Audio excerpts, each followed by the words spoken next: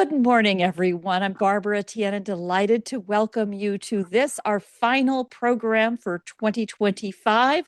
And I'm thrilled to have this be a very special episode with Emma Explores, one of our very first program series here for Project Kin. And our topic today is really an interesting one that affects all of us as family historians and genealogists and just genealogy adjacent, is looking at our signatures, autographs, and all of those kinds of markings that appear in our family records. And I'm delighted to introduce you to Emma Stone. Please go ahead, please. Emma Stone. What did I just say?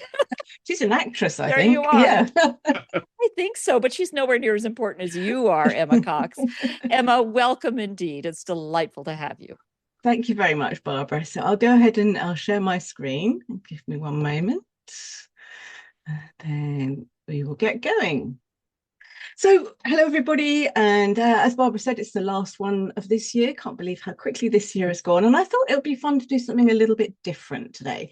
So it's got a little bit of a crafty element. So if you fancy doing some things yourself, I did set a little bit of homework for anybody who actually attended the session we did together on Monday. And we'll come to that a little bit later on. But we're going to be talking about signatures today and where you can find them. So that's in documents, online, or other places, or information you already hold yourself, and what to actually do with them. For anybody who doesn't know me, my name is Emma Cox. I'm a family historian and genealogist, and I help people love doing everything about family history, DNA, and all sorts of different things here. I have my podcast, Journeys into Genealogy, where there are about 122 episodes now, and always looking for interesting stories to go on there as well. So signatures, fun projects, and connecting with ancestors.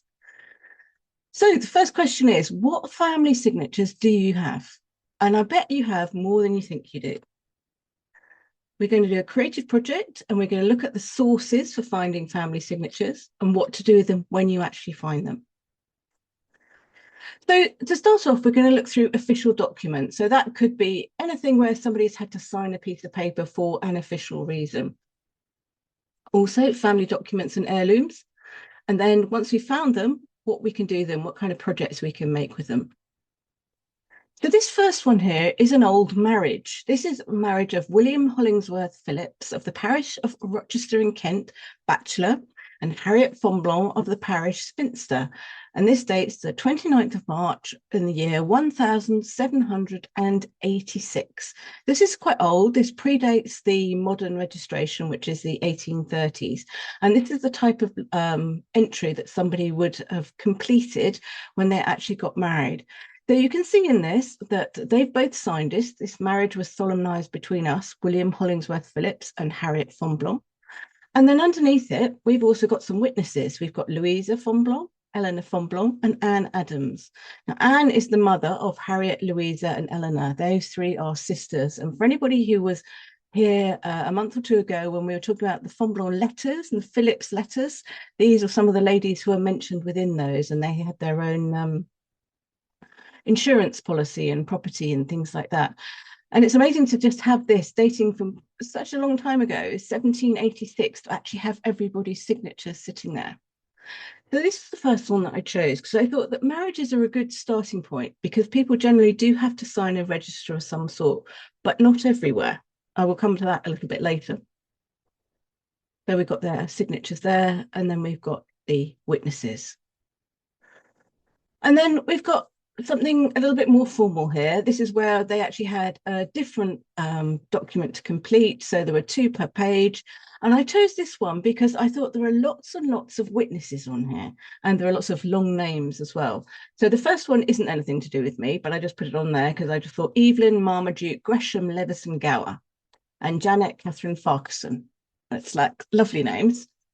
The second one is Henry Charles Mallet and Mildred Laura Lambert Swiney. Now, for anybody who looks on Substack, you all have noted that I did a post a week or so ago where I gave somebody with a lot of different Christian names. I think she had about 9 different Christian names.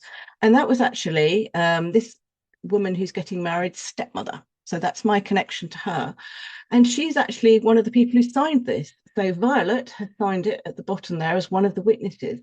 So you can see you've got Harry Charles Mallet and Mildred Laura Lambert Swiney. They've signed it in the presence of her father and Adeline Bedford, I think that is. I don't know who she was. And then you've got lots and lots more witnesses at the bottom. And this is sometimes you do find this where, especially where it's an aristocratic marriage or there's people with money, everybody seemed to want to sign the register. You didn't just have to have two witnesses, you had loads.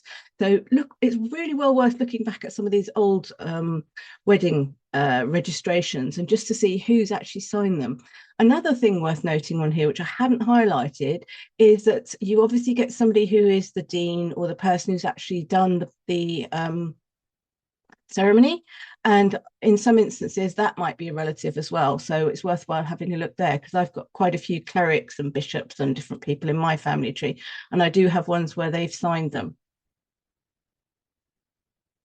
You've also got something called a marriage bond and allegation. So this is basically where people said that they were definitely going to get married, and if they didn't get married, they'd pay a penalty. So that's the allegation part of it. So in this case, we've got Evelyn Mary Catley in 1907 of the parish or district of St Saviour Ealing in the county of Middlesex, a spinster of the age of 21 years and upwards, and she's marrying Frederick Romanoff, the parish of St Michael and All Angels, Notting Hill.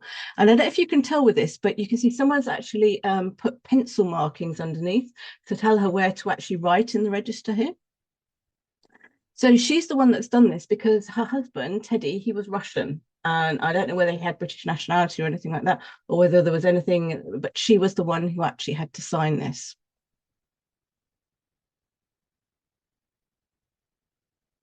And then I picked this one out, and Jennifer's not here today, but I thought she might like this one. This is one from Australia. So this is William Summers and Vera Beatrice Denmead, according to the rites and the ceremonies of the Church of England. And again, they've both signed that in the presence of witnesses. So it's a different country, but it's a similar format. Now, here we come to something which is a completely different format. This is one from the English Church in St. Petersburg in Russia, dating back to 1777. Now, it's not the easiest to read, but I'll read out some of it. It's Robert Catley of the parish of St. Botolph, Bishopsgate, London, bachelor, and Francis Catley of the parish of St. Martin, Ongar, London, spinster, a minor, were married in the church by license. So if you're under the age of consent, you have to get somebody who is your parent to actually agree to it in writing that you are legally allowed to actually marry. So that's why they were married by license. And it says here, by the consent of Stephen Catley, the natural and lawful father of the said minor, the 7th day of June in the year 1777, by me, the curate. And so we've got Robert Catley, Francis Catley, Stephen Catley, and bottom one, I can't read that. It's another Catley.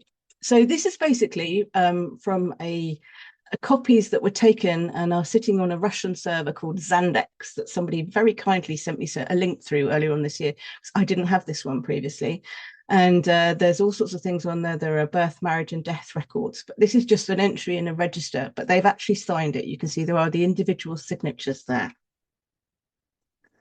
And just before we go on, actually, one thing I do want to say is we've talked about the things happening in England. We've shown an example from Australia. We've shown an example from Russia. And one of the things that I asked people to do was, as part of a bit of fun homework, if anybody had the time, was to look for signatures of their 8 great grandparents. There's a project that's been going on for quite a while on Substack and different places to try and find out more about our 8 great grandparents or our 16, and just to see if we have any cousins in common, if we're related, that sort of thing. So I thought, right, okay, well, I can do that, and I'll give you an example of that a bit later on. So I thought I found my English ones relatively easily. They don't do it in Scotland. So if you've got Scottish ancestors, all you have is a register entry, which is written by whomever, and it's not signed. So you've basically got lots of information in there, but you don't have their signatures. So if you're looking for Scottish signatures, I think you're out of luck. So English is good. Australia is fine. America, Russia, all sorts of places, but not Scotland. Another document that you could find useful is the census. So the censuses were signed in 1911 and 1921 by whoever was the head of the household. So that's a man, a woman, it doesn't matter. Whoever it was there. They could be a single person and they're the head of the household. They're the one that actually had to sign the form there. So in the top one here, we've got Caroline Duffel, and she is of Oaklands in St James's Road in Bexhill in Sussex. So the one on the left-hand side is 1911 and the one on the right-hand side is 1921.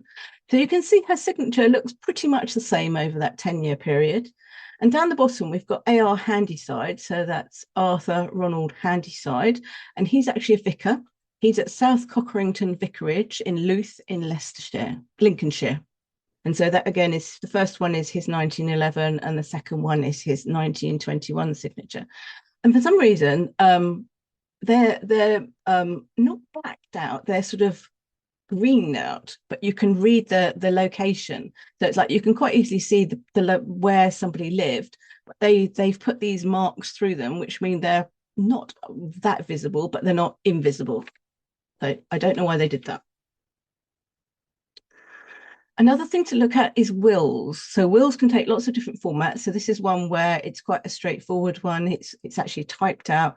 And so this is Bevan Charles Cox, and he's done it with the witnesses of Harold Prinstons, who's an insurance broker, and Ethel Mary Hoff, who's a widow of Maple Durham in Berkshire.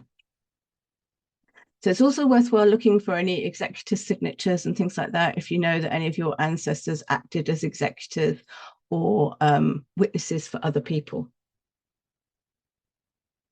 Another example of a different will. So this is the one again in Australia, this one, sworn at Melbourne in the county of Victoria. This 11th day of October 1878. Edward Mincher, not 100% sure what that says offhand. Richard, possibly. Any guesses welcome. And another one you can have is an indenture. So an indenture is a legal document of some sort. In this case, it's my great-grandmother, Margaret Sophia Handyside. She married Oswald Catley, and so she was Margaret Sophia Catley. And she inherited money and various different things from her aunt. And there was a schedule as part of that. And so in the 17th day of May, 1887, between James Andrew Handyside of St. Petersburg in the Empire of Russia, Esquire, Oswald James Catley, and Margaret Sophia, his wife, and Arthur Ronald Handyside, which is the same person as that signature on the census just now. And they had this indenture here. And on the right-hand side, you can see you've got Margaret Sophia Catley, and you've got Arthur Ronald Handyside. So in this case, he's written out his whole name, not just his initials, as he had done on the census. So I've got two different copies of his signature there. Another thing was that Protestant dissenters registered their children's births. So they didn't register baptisms, they registered their births. And in this case, the people actually signed this register. So this is the 1837 registration of Harriet Cox, daughter of James Blatch Cox and Harriet Newbury. And you can see that both of them have signed the register in that case. Then we can move on to military records. So these are World War I military records. On the left-hand side, we've got an attestation paper, and on the right-hand side, a draft registration paper. So the left one is Canada, and the right-hand side is America. On the left-hand side one, he's actually signed the form in at least 4 different places. 3 different places there. So he signed it, are you willing to serve? Are you in the declaration, and then the oath. So you've got 3 copies of the signature on that one there. This is Arthur Corsair Japp. And then on the right-hand side, we've got George Alexander Simpson. So this is him signing up, and he's just got the 1 copy on there. Moving on to World War II, this is a registration card for Dr. Stephen James Catley. He's a self-employed physician of Ogdensburg in New York State, and he's signed that. And then you've also got things like naturalization documents for the US or Canada. So here we've got one for Henry Japp. who was 40, and he was a civil engineer, and he actually created some of the tunnels which run under New York. So he was quite a significant person. If anyone's interested in civil engineering, look up Sir Henry Japp and New York, and you'll find out quite a lot of information about him. So again, he's quite old to actually be becoming naturalized, aged 40. So he's not at the beginning of his career or anything. So he moved out there, and his daughter was out there with him. And on the right hand side, you've got Oswald Catley. So I remember mentioning Oswald Catley on the indenture a few slides ago. So this is him actually going off to Canada.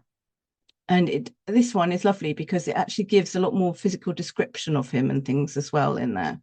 So why left Canada? Are you able to read and write? What languages can you speak? English, French, German, and Russian.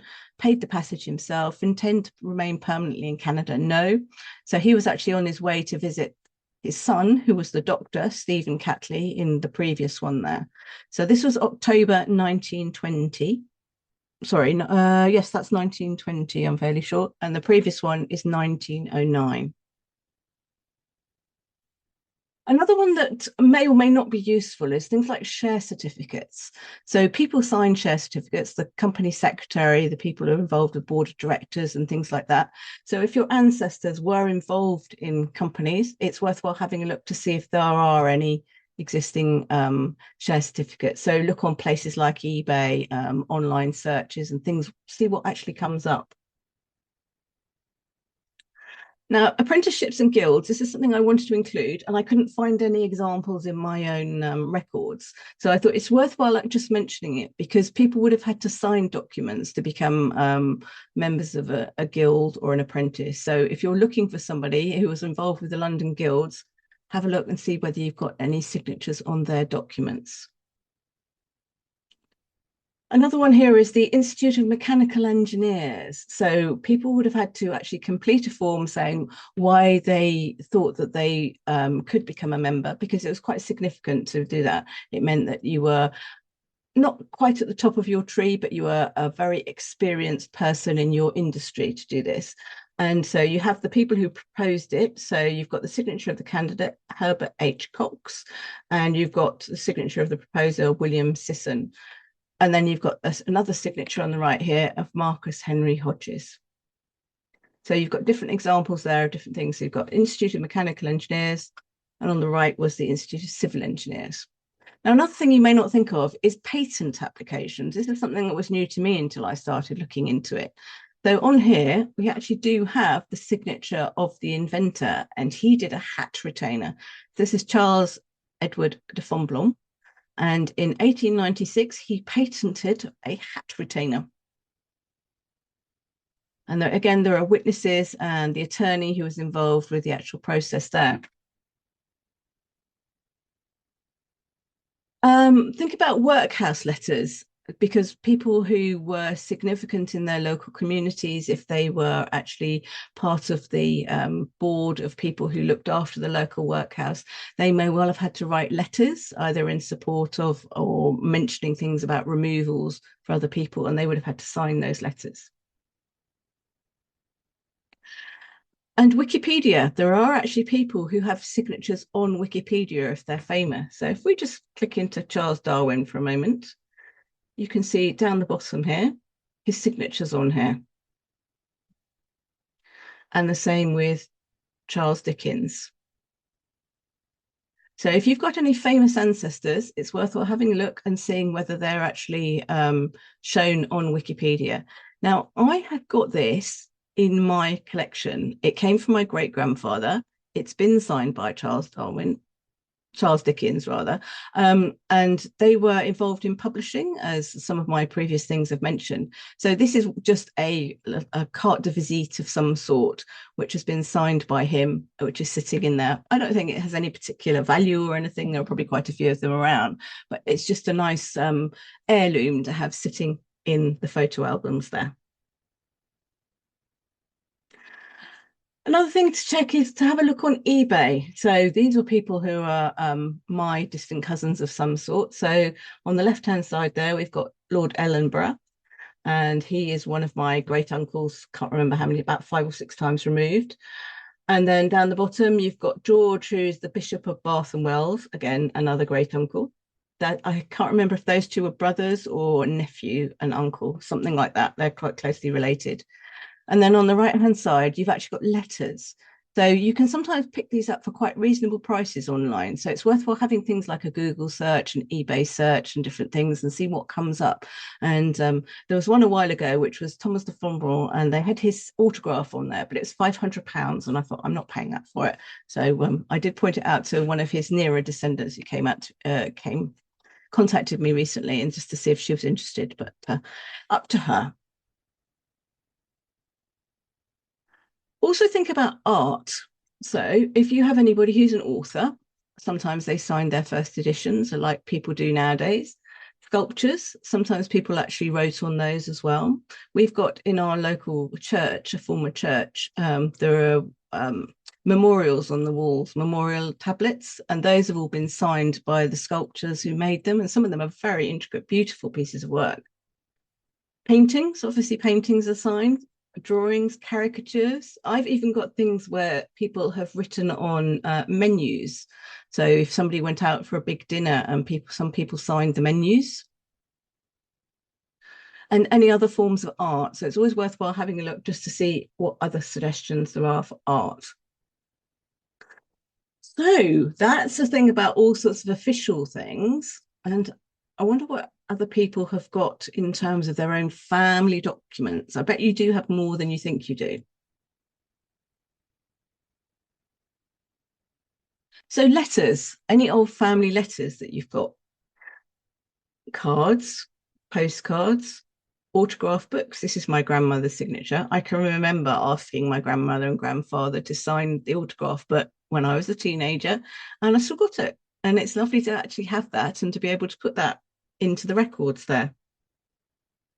I'm very familiar with the handwriting as well, because I grew up knowing all my grandparents, and so I can recognize their handwriting and see if they've written things. That's actually something that's quite useful if in terms of you're doing your own research. If someone's put my grandmother or something like that, if you know who's written it and if there's no more words other than that, then you can work out who the person is from the person who's written it.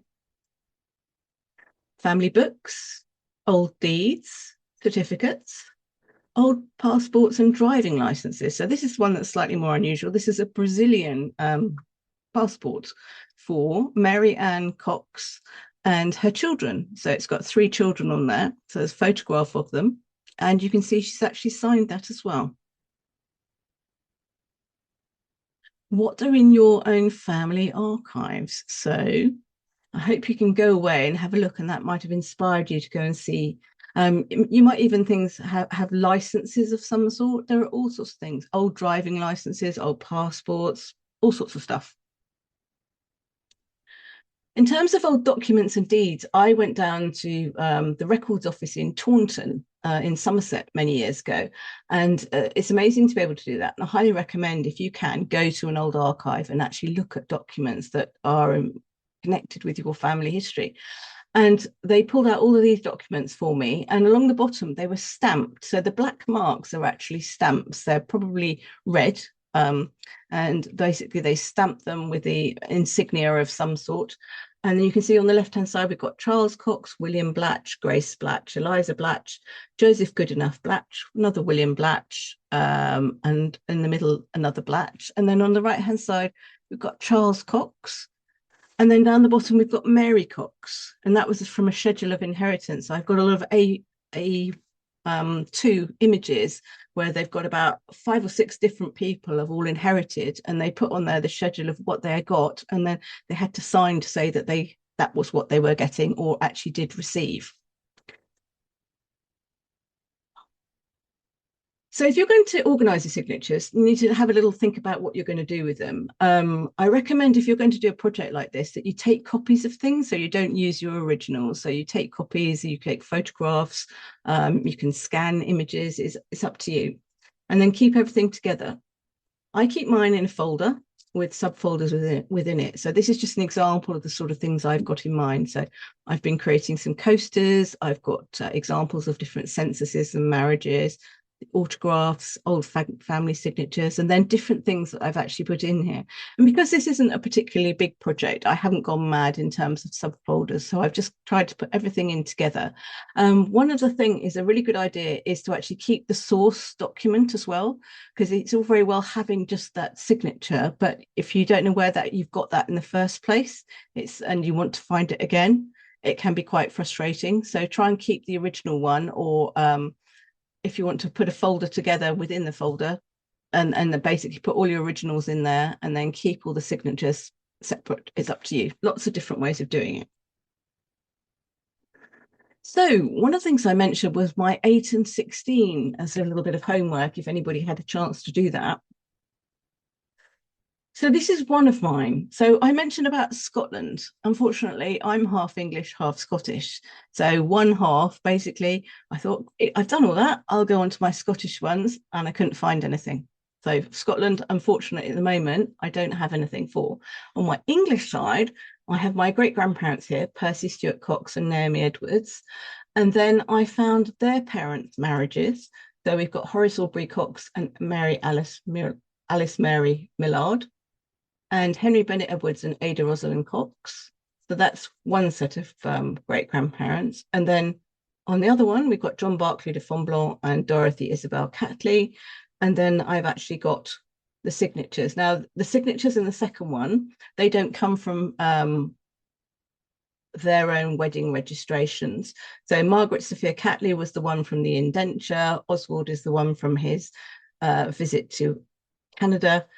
Caroline Duffel is the one from the census, and John William Martin Fonblanc is a witness at someone else's wedding. So that's just an example of the different places that I've actually found those ones from. The ones at the top were from their own weddings.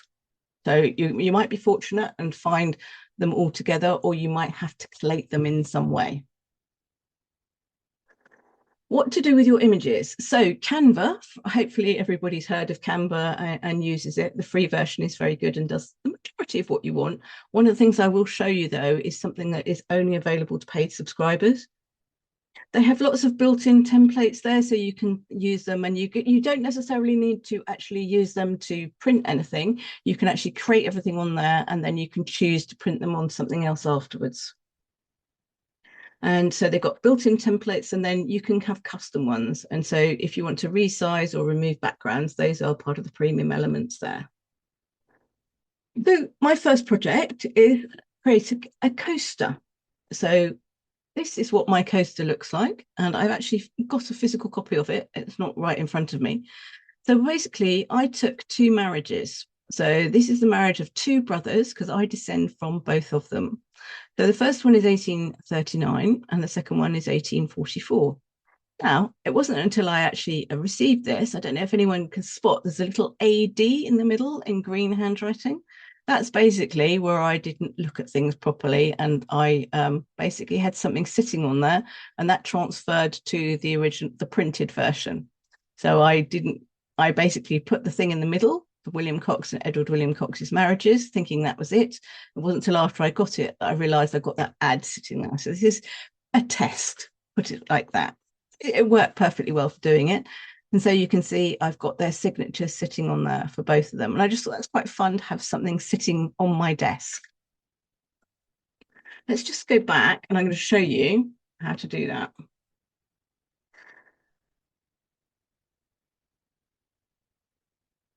So Canva has a built-in template here for a coaster, and you can see it has a danger zone around the outside here, and it's telling me that my bit at the top there is probably going to actually be taken out. It doesn't really matter, it's just a line there, but in that one at the bottom is actually a bit too close.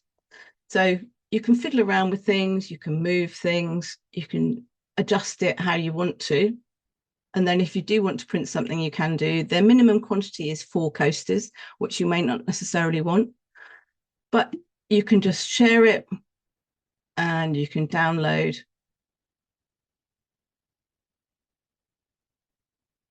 And then you can do anything that you want with that.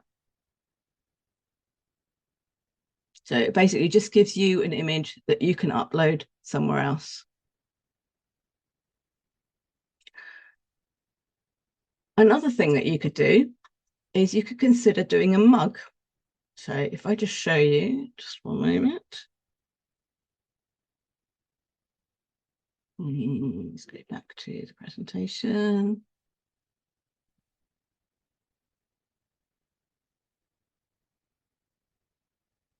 This is an example of using that same image on a mug. So you can choose to have it showing on just one side, or you can have it on both sides. It's up to you. They will do it as a wraparound as well. So it could be different setups on there. But if you wanted to, you could create your own mug with that one.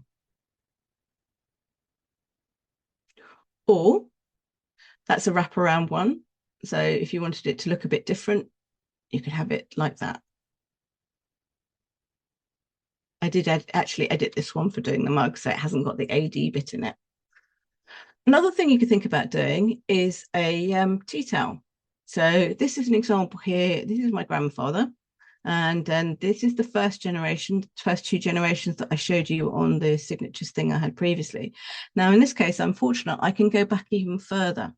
So I've got William Cox here and Edward William Cox. So they're the ones that were on the coaster. And then I've got William's parents here. Sorry, no, I've got Martha. I've got another generation there. This is Mary Alice's parents on that one. And I'm missing this one, Thomas Bennett Edwards and Elizabeth Hodges.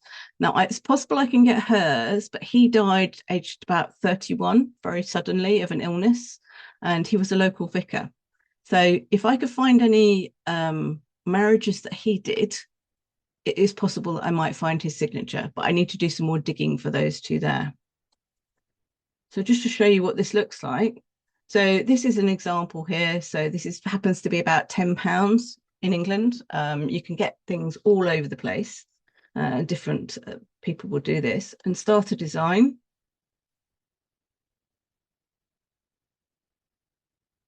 You can add your images. I've got one sitting there. And it will tell me if it thinks there's a problem with it, if it's too close to the edges, if there's too much white space or anything like that. So it says empty area detected. It's not necessarily in the middle of it. But you can have a play around with it and just see what actually works for you in terms of a format. And I thought, actually, it doesn't look too bad. It's not something I want to print at the moment, but I think with a little bit of work, I could actually make a tea towel of this and it'd be quite fun to have it around.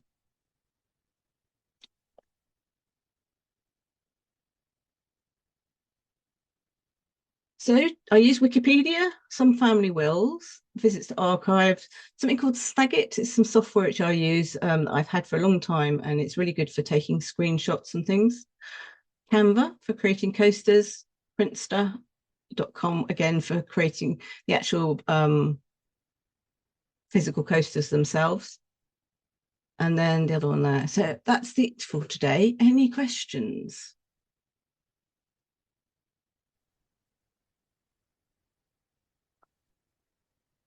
Well, I do to kick things off because I always do.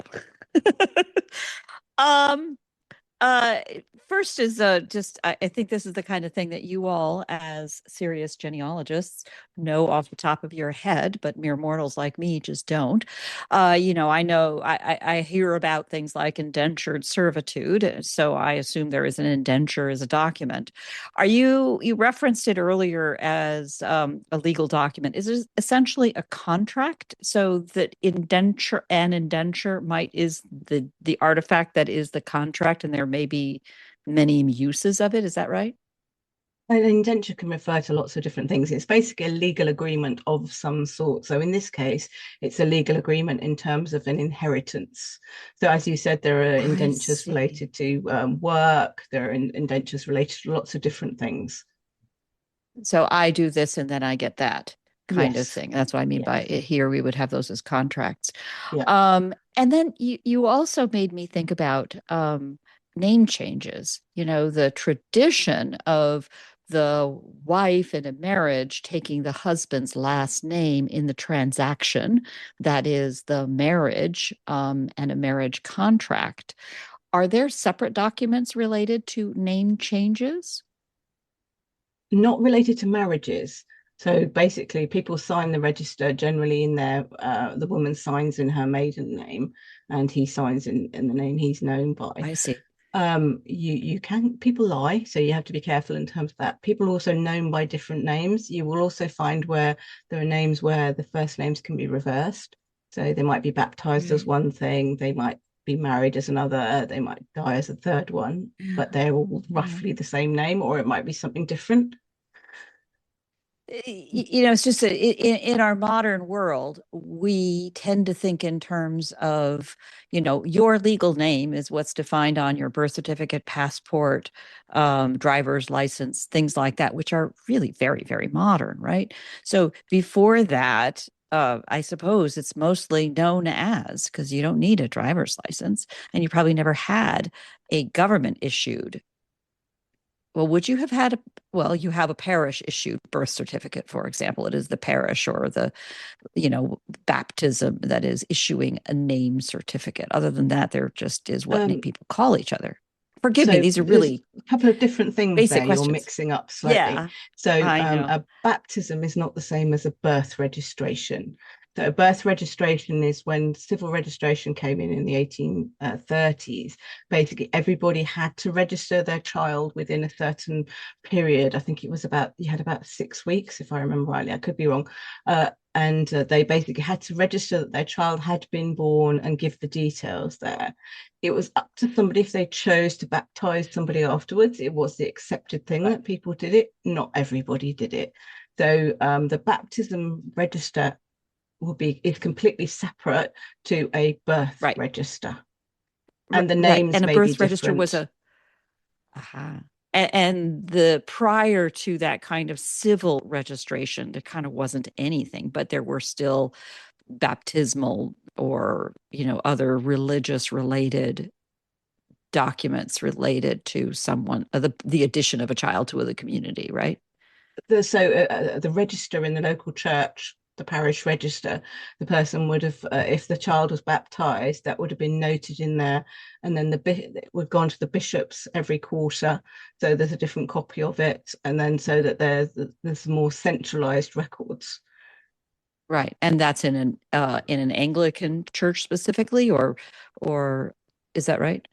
Yes, British, English. across the world, in wherever the Anglican Church was. Sorry. Just Mm. I didn't go But to what that I question. said in there again was, you had Protestant dissenters, so you would have people like the Quakers, you'd have Wesleyans and various other different Protestant religions, and they didn't necessarily have baptism. Some of them just registered their child's name and everything. So it just depending on what religion they were in as to how it worked. So when you say they would have just registered, you mean again after the civil registration is available. But before that, there are certainly, I know about the meeting minutes and all those kinds of things Yeah. for the Quakers, because that's where a lot of my family was. It's just a context of a historical context that I've just never really known. And that's very helpful to know what kinds of documents I'm even looking for. Yeah. Thank you. But the thing is, there's See, we lots and have lots of access different to a real ones. expert here. We can just ask her. Go ahead. Lots of different ones. Yeah, I know. Yeah. And different religions are going to do different things around the world too, Yeah. in different communities. You see, I broke the ice with the stupid questions. You all are very welcome to chime on in. That's what I'm here for. Bill, you took yourself off mute. Come on in. Yeah, well, no, I was just going to say this has been that's really interesting. I'm thinking now, yeah, I've got some of those old records. I hadn't thought about looking for signatures, but uh, actually, I think I'll probably find more going back several generations than I do in the more recent. Mm. Um, If you've got the records, great. Yeah. yeah, well, Yeah. and back several generations ago, they tend to sign more documents. Mm. Now, uh, we do so much just online, or I was trying to think. Well, I guess my signature would be on our wedding license, but um, the but Driver's like license, maybe? deeds and things, a lot of Oops. done completely online. You don't necessarily Right. sign them anymore. That's because signatures are essentially a form of authentication, which otherwise we're Yeah, doing with username, password, email, and all the rest of it. yeah, yeah. Right. Actually, Crystal, as a member of a county administration, do you have some insights here on historical documents and signatures and whatnot? I was thinking of some of my own.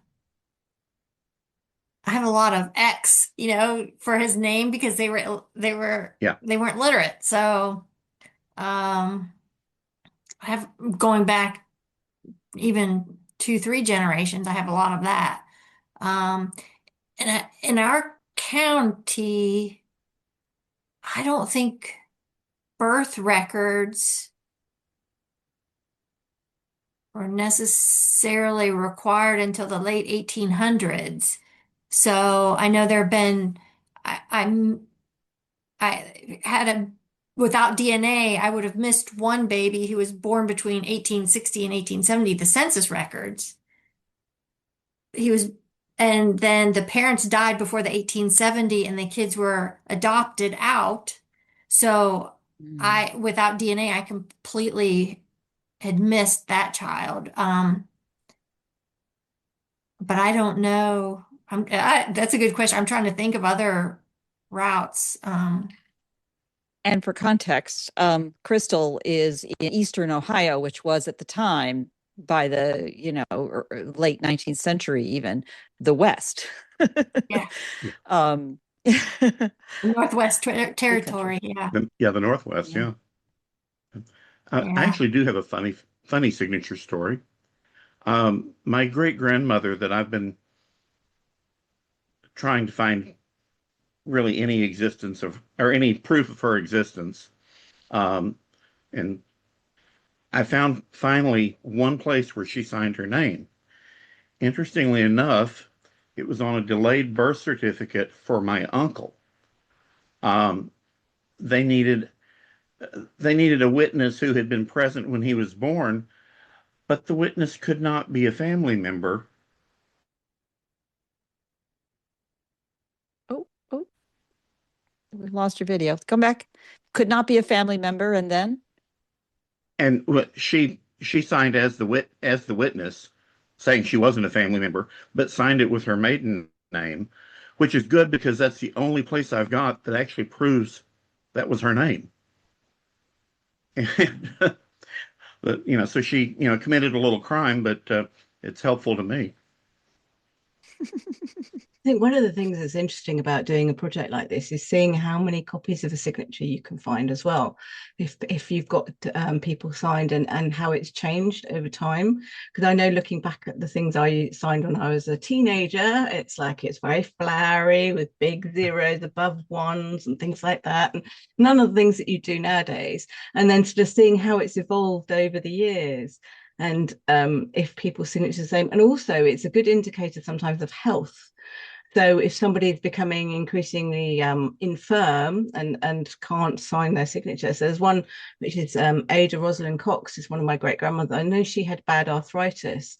So looking at her signature in later life, I expect to see it will have deteriorated from what it was previously.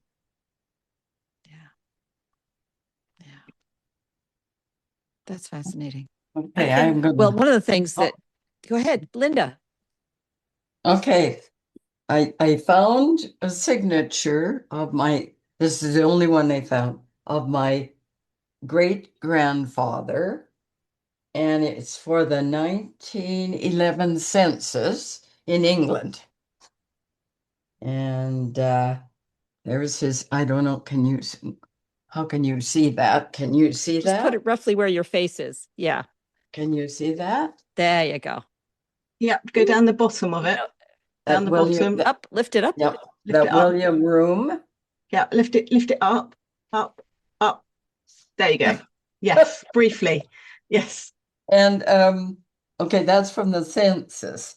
There was one on the marriage certificate, but it's hard to read. I don't know if you can see that or not. A little hard from here. Yeah, It's a little down hard. in here somewhere, I think. Yeah. Right. Okay. But that signature of that here was his daughter's signet. This was in my autograph book. Here's my grandma, and the W is almost the same as as her dad's. That's an interesting point, actually, just to see if the style is the same. Yeah, well, the with style people's is handwriting. And my grandma had that writing till she died. This is my mom's on my mom's side, and this was So my you had grandpa. Sorry. So you had an autograph book. Tell us about that. Oh yes. Well, there was this one, and I don't have any other than the other grandparents on my Bradley side. This was this. Oh, sorry. This is the only thing I have that my grandpa signed. This was in a birthday book, and there we go, Daddy. And can you see that? Yeah. Oh, Daddy's my dad, but this grandpa here. Can you see we saw that? Yeah. Okay, so that was my grandpa Bradley, and that was just before he passed away. And this is grandma writing, and that's from the diaries. All the diary writing, Barbara. Remember the diaries that I used on my thing, on my poster? That writing? It was so hard to read. But here, I just want to show you this. This was my mom's writing. This one. Can you see that? Yep. Just a bit. Yeah. Yeah. And that was beautiful penmanship. And there's something so special about just holding it and then looking deeply, comparing it. We talked about this, Emma, in the lead up to today's program, how when you look deeply, not is there a signature, is it that person? But now that you know that and you start putting it together, looking at variations on the word Cox, for example, across all these different generations, such a 3 little letters, what did they do with it? It really shares a lot. How their handwriting has changed over time, and the style that was popular when people were certain ages, or such. Yeah. I think Kristen had something to say. Oh yeah. Aside from the normal places, naturalization and marriage and birth certificates, I have interesting signatures from my grandmother from prison records. She wrote letters to, well, it's complicated, but to the warden of the prison where the father of her child was living, and she wrote letters to him as well that are part of the record. And that's really, I think, super interesting. And also WPA records. I wrote to, I forgot which agency that is. And I have all of the WPA records because she worked for the WPA for several years. And that has what's WPA? The Works Project. It had a couple names, right? Works Project Administration. It was kind of a way to get people to work. Administration. Right. During the Depression. Depression, exactly, up until I think, early 40s. And so that's fun. But what I want to know is, it's kind of related. I put one of her letters into ChatGPT, for handwriting analysis. And I have no idea where the science is on that, if that's, accurate, or even if ChatGPT does a good job on that. But has anyone thought about analyzing handwriting? No, not yet. I think the transcription side of it is as much as I've gone to do, is actually to find what the words are and everything like that. I think analyzing the handwriting in terms of health could be interesting. If you know somebody was ill or suffered from something, whether it looks like it's apparent within handwriting, that could be an interesting project to do. I know certainly as I was helping my mom through the last years with dementia, there were documents she needed to still sign because the formalities of the statement of, capabilities or not to sign something that's innocuous, having her sign gifts to the kids and things like that. And she would pause and not be sure what name to write. And I would have to show her her name. I would have to show her what to write, and then she could write it. It was, yeah, in those late stages of that kind of cognitive health, as well as things like palsy or other things that make your hand tremble. It can be so hard to look at that. And yet, looking back in history, it can be really meaningful to understand, to give you that context. The other thing is to think about eyesight is if somebody can see properly, or as they're getting older, a lot of people's eyesight deteriorate. So the actual ability to see what they're writing, or whether it's just a scribble. Sometimes things just deteriorate like that. I just got a card this year from a dear friend that I know is struggling with macular degeneration. And it's delightful to see a card from him at 103. Wow. But it's really hard for him to, meanwhile, write it. It makes it all the more meaningful.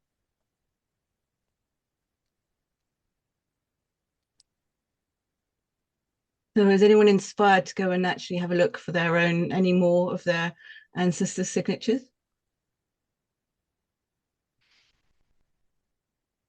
I love the way, the my 16, my 8, each of those kinds of challenges, like haiku, like a poem, in terms of a structure, encourages you and encourages each other to go look for that specifically.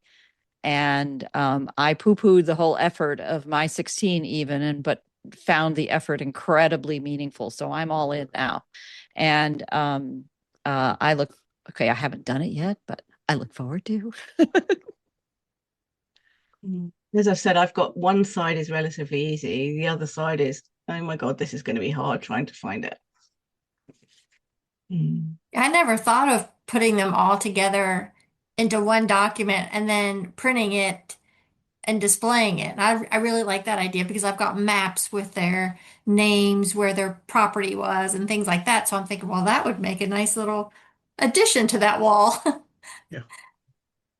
So thank you for that idea. You could do all sorts of things with that. If you've got a photograph of them, if you know where the place was, you could actually do something where you have everybody in a particular location. For example, if you have all their signatures, it might not necessarily be your direct ancestors. It could be brothers and sisters, aunts and uncles and things like that. You could find all the signatures relating to that particular family and do a little group or something. There's endless opportunities. That's a good idea. Yeah. Thank you. It's interesting. For so many years, we were at least felt like I was kind of trained to artifacts go on the wall as honor or as representation.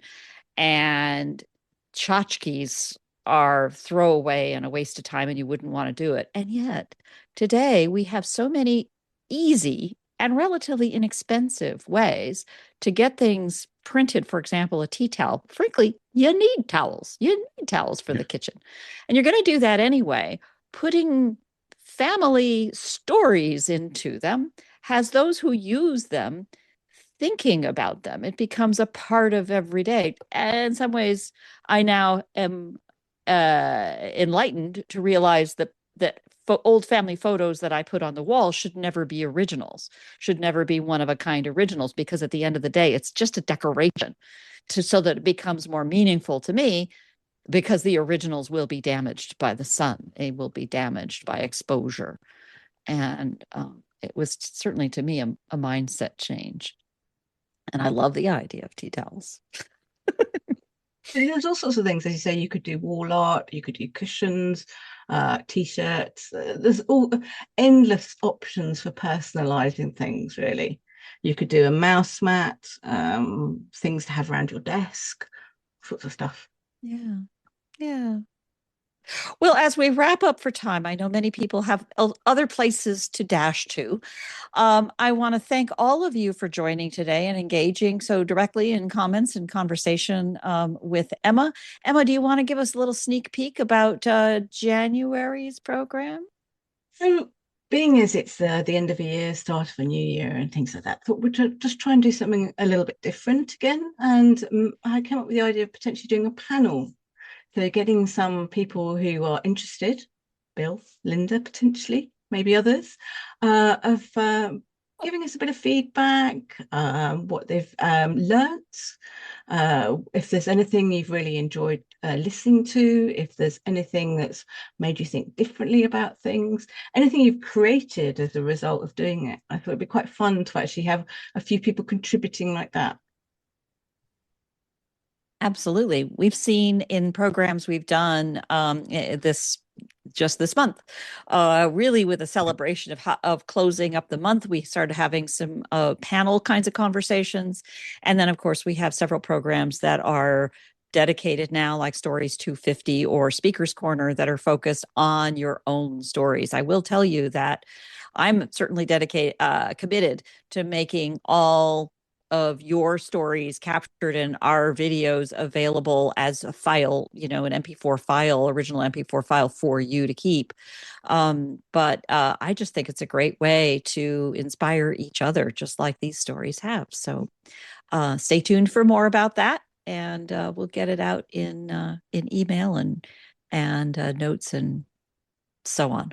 So many different ways to do this. Anything else to add? Thank Merry you. Great Christmas. ideas. Yeah. Merry Christmas. Thank you, Kristen. Yeah, Thank you, Linda. Thank you, Bill. Thank you Yeah. all this was fun. so And much for Sue. Lovely to see you. It's when Emma's asking for feedback on this, I want to make sure that you understand that in putting these things together, we're really listening to your suggestions and ideas. It makes all the difference to where we take them. And so often, as you mention a little something, it's the nugget that turns it all around and helps us see things a different way and come up with programs and things that are helpful to you or cousins and family members and friends and whatnot that might find value in this kind of stuff. So keep it coming anyway, anyhow, anytime. We're here, and I'm more than happy to put you in touch with somebody else that if you think I might know them.